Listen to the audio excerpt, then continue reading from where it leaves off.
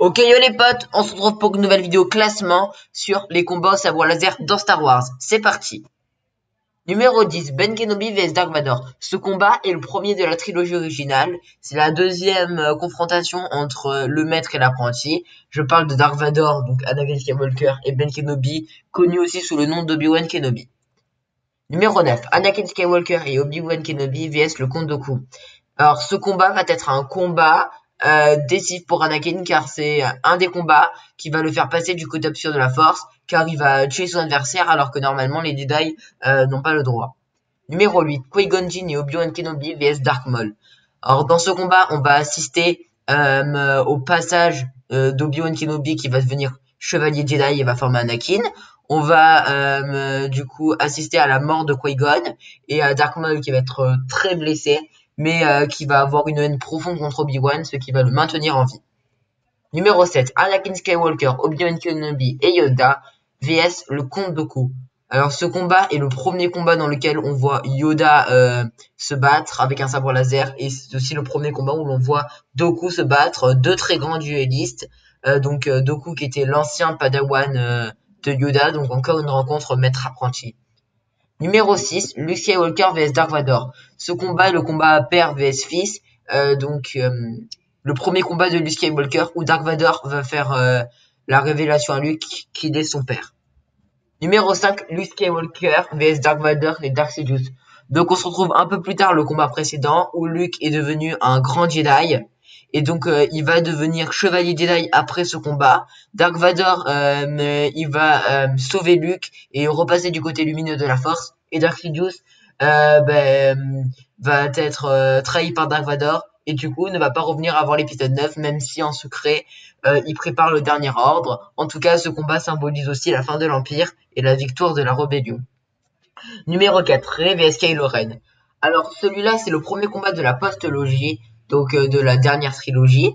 Rey sur Jakku qui n'a jamais reçu d'entraînement a réussi à battre Kylo Ren qui est pourtant un très grand seigneur, enfin pas un Sith, un très grand utilisateur du côté obscur de la force car ce n'est pas un Sith.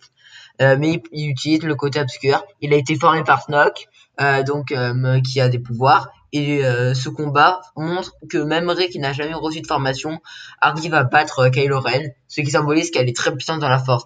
Cela va se confirmer avec les autres films où nous allons apprendre qu'elle est la petite fille de l'empereur. Numéro 3, Mace Windu vs Dark Sidious. Alors c'est le premier combat où on voit Dark Sidious se battre ainsi que Mace Windu. C'est vrai que dans les films on ne les a jamais vus s'affronter, même si dans The Clone Wars il y a eu quelques petits affrontements. Même si je crois que Mace Windu n'a jamais affronté quelqu'un au sabre laser en combat.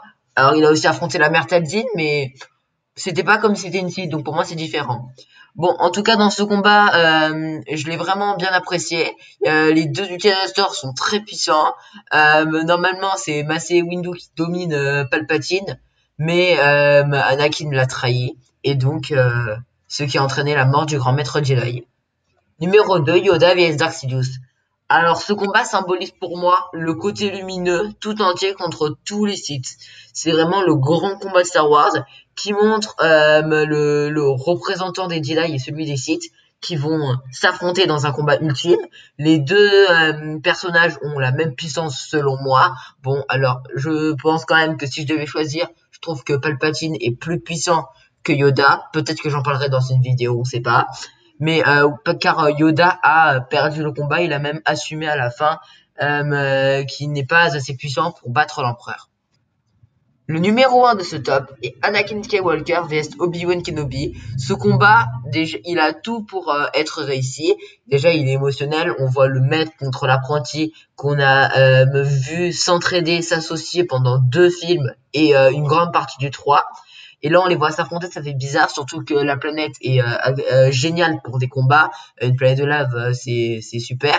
J'aurais quand même bien aimé un combat sur laser sur Hoth, mais bon, on en a un sur Ilum, donc c'est quasiment pareil. Donc ce combat, il est génial. Les deux, pour moi, ont la même puissance.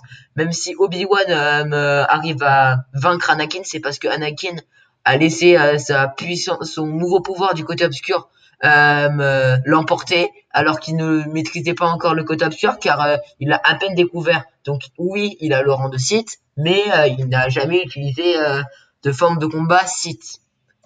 Donc c'est la fin de cette vidéo, j'espère qu'elle vous a plu. Si c'est le cas, n'hésitez pas à mettre un like, à vous abonner. Et moi, je vous dis au revoir, on se retrouve demain pour une prochaine vidéo. Ciao!